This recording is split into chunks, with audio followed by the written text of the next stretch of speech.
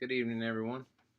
Lieutenant Miller here with the City of Hendersonville Fire Department, located in western North Carolina. And today I'll be doing my argumentative speech on going back to school, mainly pertaining to us within the fire service. The fire service and school haven't really coincided together in the past. Um, in the older days, we were the blue collar workers that were uneducated, um, bad to the bone, gun ho, get after it, didn't think about safety or wellness of our bodies. We worked odd hours.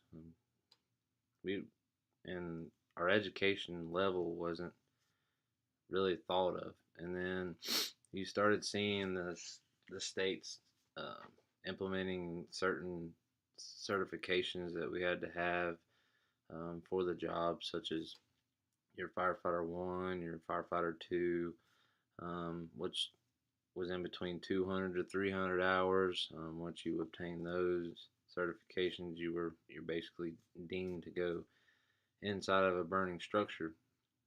Then the fire service started evolving more than just fires alone.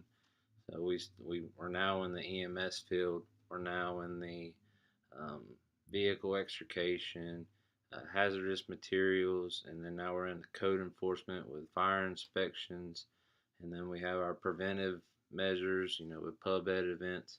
So finally, in the early, I'd say 1980s, you started seeing, associate degree level um, courses that firefighters or us in the fire service could actually start taking to aid us in uh, other daily activities other than getting on a fire truck and responding to a fire. Um, Once that started, there was a major setback because, like I said earlier, we're blue collar workers, and you always heard the trend. I've never seen anybody throw a piece of paper at a fire and it go out. Um, and that was really misperceived and took the wrong way when all these universities and colleges and community colleges started coming out with these degrees that were oriented to our service. Um, we tend to think that running calls is all that we do. If you really break it down, responding to incidences are 15 to 20% of our 24-hour period.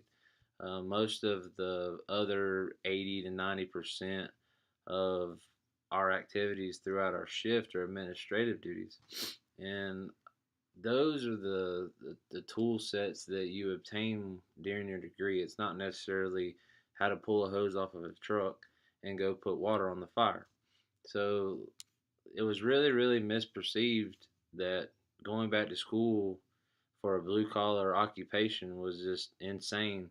It was a waste of money and it was a waste of time. One thing that I've really, really learned during my bachelor program here at Waldorf University is, my grammatic errors, when I'm conducting incident reports. This speech communication class is aiding me in standing up in front of, groups of all ages and presenting pub ed materials. We do not only fire prevention, we do fall prevention, we do home safety measures, fire extinguisher training. So it's although we are deemed as a fire department, fire now these days is a lot less than it was in the 1900s. So to save our occupation, we've accumulated all these other activities um, for us to do. That way we can still be within the service and get paid to do this service, but we've added a lot of services that we provide. And going back to school, getting educated aids you in these newer services that we provide, and that's kind of an unforeseen thought with going back to school and obtaining a degree when you're in this occupation. So that's my spill on education in the fire service. Um, I really hope that this misperception starts getting perceived in the right manner, and it's us that are here, obtaining our degrees to relay that information to the ones that have misperceived the fact that a degree program will aid you, and never know. You might be able to throw that piece of paper at a fire and it just might have to go out. Y'all have a good night.